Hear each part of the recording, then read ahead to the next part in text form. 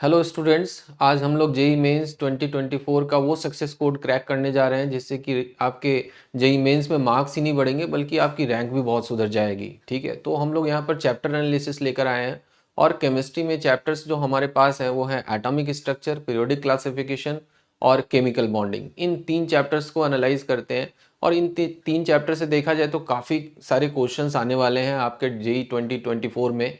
तो सबसे पहले हम लोग एनालाइज करते हैं एटॉमिक स्ट्रक्चर। तो अपना पेन पेपर तैयार रखिए और जो सीक्वेंस में मैं चीज़ें बता रहा हूँ उसको नोट डाउन करते चले जाइए। ठीक है, तो सबसे पहला जो टॉपिक है हमारा एटॉमिक स्ट्रक्चर का कि कौन से सेक्शन से सबसे लार्ज नंबर ऑफ क्वेश्चंस आएंगे। वैसे तो कहा जाए तो एटॉमिक स्ट्रक्चर में 2 से 3 क्वेश्चंस आने ही आने हैं। ठीक है, और इसमें से भी कौन सा सेक्शन ऐसा है जिससे कि क्वेश्चन आएंगे।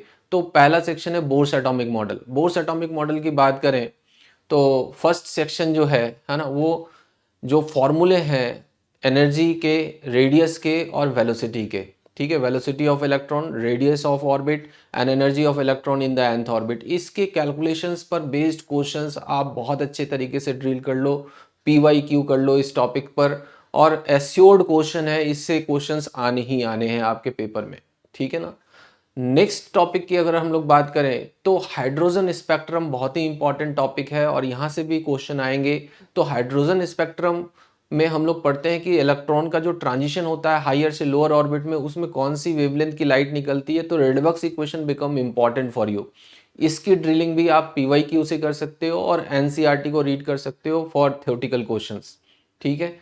नेक्स्ट अगर हम लोग बात करें एटॉमिक स्ट्रक्चर में ही तो नेक्स्ट इंपॉर्टेंट पार्ट है क्वांटम नंबर्स। क्वांटम नंबर्स बहुत ही इंपॉर्टेंट है केमिस्ट्री में, क्योंकि ये पार्ट फिजिक्स में नहीं है। आपके फिजिक्स में भी बोर्स मॉडल है, लेकिन केमिस्ट्री की बात करें तो केमिस्ट्री में ये पोर्शन इम्फैटिकली पूछा जाता है आपके एग्जामिनेशन में। तो क्वांटम नंबर्स में भी आपको जो बेसिक प्रोटोकॉल्स हैं, बेसिक रूल्स हैं, उन पर बेस्ड क्वेश्चंस आएंगे कि कौन से क्वांटम नंबर का सेट करेक्ट है, कौन से क्वांटम नंबर का सेट इनकरेक्ट है, इसकी बात हम लोग करेंगे यहाँ पर। और इससे अगर क्वेश्चंस आपने ड्रिल अप कर लिए, प्रैक्टिस कर ली, तो आप मान करके चलो कि एस्योर्ड क्वेश्चन आप सॉल्व करने जा रहे हो जेईई मेंस 2024 में। ठीक है ना।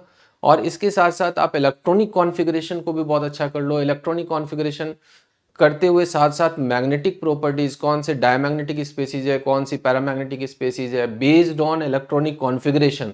ठीक है, हो सकता है कुछ एक्सेप्शनल इलेक्ट्रॉनिक कॉन्फ़िगरेशन पूछे जा सकते हैं, है ना। लेकिन हम लोग उस टॉपिक पर ना जा करके हम लोग आगे डिब्रोगली रिलेशनशिप, अनसर्टेनिटी प्रिंसिपल को अगर ड्रिल अप कर लें तो वहां से एक क्वेश्चन एश्योर्ड है आपका।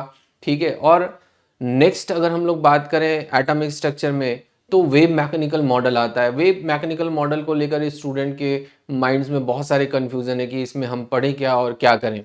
तो बेस्ट आइडिया ये है कि आप इसमें NCERT को ही सिर्फ फॉलो करो। NCERT में जो थ्योरेटिकल कंसेप्ट गिवन है उनको फॉलो कर लो और इनसे बहुत बेसिक न्यूमेरिकल्स पूछे जाते हैं जो कि ग्राफ बेस्ड होते हैं। तो जो NCERT में ग्राफ्स गिवन है उसको अगर आपने लर्न कर लिया तो ये टॉपिक भी आपका कवर अप हो जाएगा और इससे भी क्वेश्चन आने जा रहा है आपके जेईई मेंस 2024 में। तो एटॉमिक स्ट्रक्चर में अगर हम लोगों ने इन टॉपिक्स को कवर कर लिया तो आप मान करके चलो कि आपके 100% क्वेश्चन सॉल्व होने हैं एटॉमिक स्ट्रक्चर में। अब जो नेक्स्ट जो हम लोगों का चैप्टर है वो है पीरियोडिक क्लासिफिकेशन, है ना। हालांकि हम लोग मानते हैं कि पीरियोडिक क्लासिफिकेशन जो चैप्टर है ये बैकबोन है केमिकल बॉन्डिंग का, और इस पर हम लोग केमिकल बॉन्डिंग के जो बेसिक चीज़ें हैं उनको एनालाइज करते हैं। बट इससे डायरेक्ट क्वेश्चंस भी आते हैं इस एग्ज़ाम में। तो हम यहाँ पर वो एनालाइज करेंगे कि कौन कौन से क्वेश्चंस हमें करके जाना चाहिए जो कि हमें एस्योर्ड आंसर, एस्योर्ड क्वेश्चन का आंसर वहाँ पर मिल पाए। तो जो फर्स्ट 4 प्रॉपर्टीज़ हैं इस टॉपिक के, है ना, आयनेशन इंथैल्पी, रेडियस और आयनिक रेडियस और atomic radius, electron gain enthalpy और एप्लीकेशन ऑफ इलेक्ट्रोनेगेटिविटी। अगर ये 4 टॉपिक्स की हम लोग बात करें तो इसमें सबसे इंपॉर्टेंट है आयनेशन इंथैल्पी का ऑर्डर, मतलब किस ऑर्डर में आयनेशन इंथैल्पी को अरेंज करना है। ये हम लोग इस तरह के क्वेश्चंस कर लें। दूसरा पार्ट रेडियस, आयनिक रेडियस और एटॉमिक रेडियस को हम लोग कर लें। तो हम लोग इससे एस्योर्ड क्वेश्चन आने वाला है इस टॉपिक से, इसको आप भी PYQ से कर सकते हो। ठीक है। और एप्लीकेशन ऑफ इलेक्ट्रोनेगेटिविटी, जैसे कि हम लोग बात करें कि ऑक्साइड्स एंड हाइड्रोक्साइड्स का नेचर, कि डाउन द ग्रुप कैसे वेरी करता है, लेफ्ट टू राइट कैसे वेरी करता है। अगर इसको आपने कर लिया तो आप मान के चलो कि पीरियोडिक क्लासिफिकेशन से एक भी क्वेश्चन नहीं छूटने वाला, ठीक है। और इससे बहुत ज़्यादा हम लोगों को एम्फेसाइज करने की ज़रूरत नहीं है, आप एनसीईआरटी बेस्ड इसको फंडामेंटल लेवल पे कंप्लीट कर सकते हो, ठीक है। अब हम लोग नेक्स्ट टॉपिक पर जो इंटर करने जा रहे हैं, नेक्स्ट चैप्टर है हमारा केमिकल बॉन्डिंग। अगर हम लोग केमिकल बॉन्डिंग की बात करें तो ये एक ऐसा चैप्टर है जिससे कि सबसे लार्ज नंबर ऑफ क्वेश्चंस आपके जेईई मेंस 2024 में आने वाले हैं, ठीक है। तो अपन मान कर चलें कि 3 से 4 क्वेश्चन इस टॉपिक के होंगे आपके, चाहे वो डायरेक्टली कनेक्टेड हो या इनडायरेक्टली कनेक्टेड हो। तो इस टॉपिक को बहुत अच्छे से आपको करना है और इसमें जो मेन टॉपिक अब मैं तो आपको बताने जा रहा हूँ उसको आप नोट डाउन कर लो।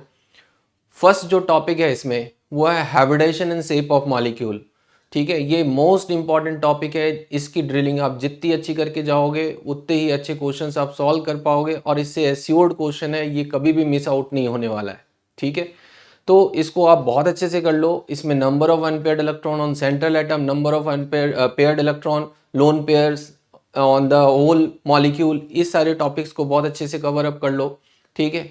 नेक्स्ट आप नोट करो इसमें बॉन्ड पैरामीटर्स, मतलब बॉन्ड पैरामीटर्स में हम लोग 3 टॉपिक्स की बात करेंगे, bond length, bond angle and bond strength, ठीक है। तो बॉन्ड लेंथ, बॉन्ड एंगल और बॉन्ड स्ट्रेंथ में आपको ऑर्डर में अरेंज करने के लिए बोला जाएगा, या फिर ये भी पूछा जा सकता है कि which of the following have the strongest bond. तो ये जो क्वेश्चन का पार्ट है ये भी एश्योर्ड क्वेश्चन है आपके जेईई मेन 2024 में, ये आप मानकर चलो, ठीक है। तो यहाँ से मैंने 2 सेक्शंस ऐसे बता दिए हैं जिससे कि एश्योर्ड क्वेश्चन आने वाला है। तो ये 2 सेक्शन अगर आपने कर लिए तो 3-4 क्वेश्चन जो आपके आने वाले हैं जेईई मेन 2024 में, उसमें से 2 क्वेश्चन तो यहाँ से एश्योर्ड हो गए, ठीक है। अब मैं जा रहा हूँ वैसे सेक्शन पर जहाँ से कि भी एक क्वेश्चन ऑलवेज फिक्स्ड होता है, चाहे वो किसी भी सेशन का कोई सा भी पेपर हो, है ना, उसमें क्वेश्चंस होने ही होने हैं, वो है मॉलिक्यूलर ऑर्बिटल थ्योरी।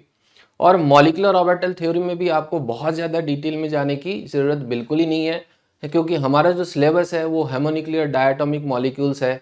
आप इसको एनसीईआरटी लेवल पर कवर अप करो और उसमें भी bond order, bond strength, magnetic property जैसे कि पैरामैग्नेटिज्म, डायमैग्नेटिज्म, ये टॉपिक आप कवर करो एंड बी रेस्ट एश्योर्ड कि आपको इससे एक क्वेश्चन आएगा ही आएगा। तो ये हमारा एनालिसिस था आज का, ठीक है। तो अगले वीडियोस में हम लोग जो है आगे के चैप्टर्स के साथ एनालिसिस करेंगे और उसके मेन टॉपिक्स आपको बताएंगे। All the best for the JEE mains 2024। Thank you.